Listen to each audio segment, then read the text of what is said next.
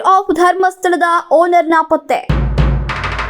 ಎಷ್ಟೆಲ್ಲ ಆದ್ರೂ owner of institute ಎಲ್ಲಿ? ಮಾಲಿಗಳ ಬದಲು ಮಾಲೀಕರೇ ಬಂದು ಮಾತಾಡಲಿ. ಒಂದು ಅಫಿಡವಿಟ್ ಪ್ರಕಾರ ಧರ್ಮಸ್ಥಳ ದೇವಸ್ಥಾನವಲ್ಲ, ಅದೊಂದು ಸಂಸ್ಥೆ. ಇನ್ಸ್ಟಿಟ್ಯೂಟ್ ಆಫ್ ಧರ್ಮಸ್ಥಳ ಸಂಸ್ಥೆ ಅಂದಮೇಲೆ ಅದಕ್ಕೊಬ್ರು ಓನರ್ ಅಂತ ಇರಲೇಬೇಕಲ್ಲ. ವಿಷಯ ಹೀಗಿರುವಾಗ ಈಗ ಪ್ರಶ್ನೆ ಏನಪ್ಪಾ ಅಂದ್ರೆ, ಧರ್ಮಸ್ಥಳದಲ್ಲಿ ಇಷ್ಟೆಲ್ಲ ನಡೀತಾ ಇದ್ರು ಈ ಓನರ್ ಎಲ್ಲಿದ್ದಾರೆ ಅನ್ನೋ ಪ್ರಶ್ನೆ ಎದ್ದು ಕೂತಿದೆ. ಇಂತಹ ವಿಷಮ ಪರಿಸ್ಥಿತಿಯಲ್ಲಿ ಅವರು ಯಾಕೆ ನಾಪತ್ತೆಯಾಗಿದ್ದಾರೆ? ತಮ್ಮ ಹಕ್ಕಿನ ಸ್ಥಳದಲ್ಲೇ ಇಂತಹ ಘಟನೆಗಳು ನಡೆದಾಗ ಅವರೇ ಬಂದು ಮಾತನಾಡಬೇಕಲ್ಲ. ಯಾಕೆ ಸ್ಮಶಾನ ಮೌನ? ಮೊನ್ನೆಯಂತೂ ಅವರ ಮನೆಯ ಕೂಗಳತೆಯ ದೂರದಲ್ಲಿ ನೂರಾರು ಜನ ಗೂಂಡಾಗಳು ಪತ್ರಕರ್ತರ ಮೇಲೆ ಮಾರಣಾಂತಿಕ ಹಲ್ಲೆಯನ್ನೂ ಮಾಡಿದ್ದಾಯ್ತು. ಆದ್ರೂ ಇನ್ಸ್ಟಿಟ್ಯೂಟ್ ಆಫ್ ಓನರ್ ಮಾತ್ರ ಕತ್ತೆತ್ತಿ ನೋಡಿದ್ದು ಸುತ್ತಮುತ್ತ ಕಂಡು ಬಂದಿಲ್ಲ. ಹೊರಬಂದು ನಾಲಿಗೆ ಆಡ್ಸೋದ್ ಬಿಡಿ, ಕನಿಷ್ಠ ಕೈ ಆಡ್ಸೋದಕ್ಕೂ ಹೊರಗಡೆ ಬಂದಿಲ್ಲ ಅಂದ್ರೆ ಏನ್ ಕತೆ?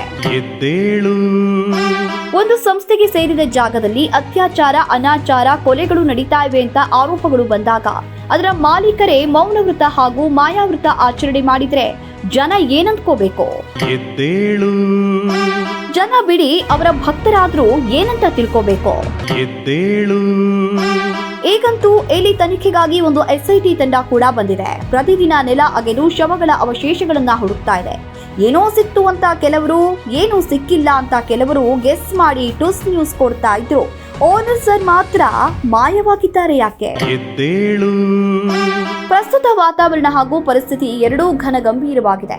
ಇಷ್ಟಾದ್ರೂ ಸಂಸ್ಥೆಯ ಓನರ್ ಒಂದು ಸಣ್ಣ ರಿಯಾಕ್ಷನ್ ಕೂಡ ಕೊಡ್ತಾ ಇಲ್ಲ ಯಾಕೆ? ಹಿಂದೆಲ್ಲ ವಾರಕ್ಕೊಮ್ಮೆ ಭಕ್ತರಿಗೆ ದಿವ್ಯ ದರ್ಶನ ಕೊಡ್ತಿದ್ದವರು ಈಗ ಸೋಮವಾರಗಳಲ್ಲೂ ಯಾವ ಕಾರಣಕ್ಕೆ ಕಾಣಿಸ್ಕೊಳ್ತಾ ಇಲ್ಲ? ಭಕ್ತವೃಂದ ನಿಜಕ್ಕೂ ಗಾಬರಿಯಾಗಿ ಕಂಗಾಲಾಗಿದೆ. ತನ್ನ ಸುತ್ತ ಇಷ್ಟೆಲ್ಲ ನಡೀತಾ ಇದ್ರು ಈ ಓನರ್ ಯಾಕೆ ತೆರೆಮರೆಗೆ ಸರಿದಿದ್ದಾರೆ?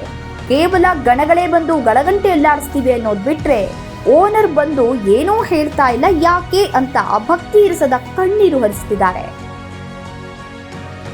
ಒಂದ್ ವೇಳೆ ಈ ರಗಳೆಗಳೇ ಬೇಡ ಅಂತ ಓನರ್ ಫ್ಲೈಟ್ ಹತ್ತಿ ಸಾಗರೋಲ್ಲಂಘನ ಮಾಡಿ ವಿದೇಶಕ್ಕೇನಾದ್ರೂ ಹಾರಿ ಹೋಗಿರಬಹುದಾ? ಅಥವಾ ಹೊರಗೆ ಬರಲಾರದಷ್ಟು ಅನಾರೋಗ್ಯದಿಂದ ಬಳಲ್ತಾ ಇರಬಹುದಾ? ಅಥವಾ ಯಾರನ್ನೂ ಎದುರಿಸಲಾಗದಷ್ಟು ಮನೋಬಲ ಕುಸಿದು ಹೋಗಿದ್ಯಾ? ಇಲ್ಲ, ಯಾರ ಜೊತೆಗೂ ಮಾತನಾಡಬೇಡಿ ಅಂತ ಅವರ ಆಪ್ತ ಹಾಗೂ ಗುಪ್ತ ಸಲಹೆಗಾರರು ಸೂಚನೆಯನ್ನ ಕೊಟ್ಟಿರಬಹುದಾ ಎನ್ನುವ ಊಹಾಪೋಹಗಳನ್ನ ಕಲ್ಪಿಸಿಕೊಂಡು ಭಕ್ತಾಭಿಮಾನಿಗಳು ನಿಜಕ್ಕೂ ಆತಂಕಗೊಂಡಿದ್ದಾರೆ. ನಿತ್ಯ ಈ ಆರೋಪ ಪ್ರತ್ಯಾರೋಪಗಳು, ವಾದ ವಿವಾದಗಳು, ವಿಚಾರಣೆ ತನಿಖೆಗಳು, ಗಲಾಟೆ ಗದ್ದಲಗಳು, ಆರೋಪ ಅಪಪ್ರಚಾರಗಳು ತಾರಕಕ್ಕೆ ಏರ್ತಾ ಇದ್ರು ಈ ಓನರ್ ಮಹಾಶಯರು ಯಾಕೆ ಒಮ್ಮೆಯೂ ಎಲ್ಲಿಯೂ ಪ್ರತ್ಯಕ್ಷವಾಗ್ತಿಲ್ಲ? ಇವತ್ತು ಧರ್ಮಸ್ಥಳದ ಬಗ್ಗೆ ಜಿಲ್ಲೆ, ರಾಜ್ಯ, ದೇಶಗಳ ಗಡಿದಾಟಿ ಜಗತ್ತೇ ಮಾತನಾಡೋದಕ್ಕೆ ಶುರು ಮಾಡಿದೆ. ಈ ಮಾತುಗಳು ನೂರಾರು ಅನುಮಾನಗಳನ್ನ ಹುಟ್ಟು ಹಾಕೋದಕ್ಕೆ ಶುರು ಮಾಡಿವೆ. ಆದ್ರೆ ಓನರ್ ಮಾತ್ರ ನಾಪತ್ತೆ.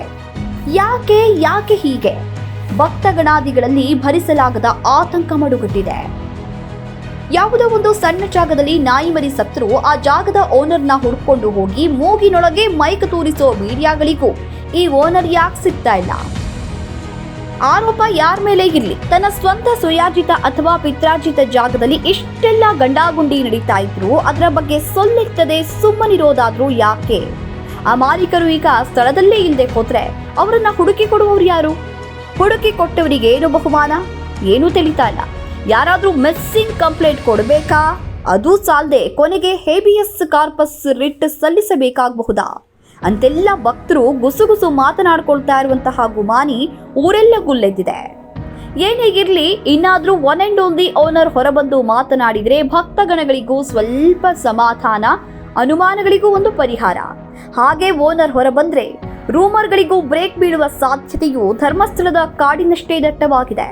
ಹಾಗಾಗಿ ಓನರ್ ಎಲ್ಲೇ ಇದ್ದರೂ ಈ ಕೂಡಲೇ ದಯಮಾಡಿ ವೇದಿಕೆಗೆ ಬರಬೇಕಾಗಿ ವಿನಂತಿ ಅನ್ನೋದು ಭಕ್ತಾದಿಗಳ ಬೇಡಿಕೆ.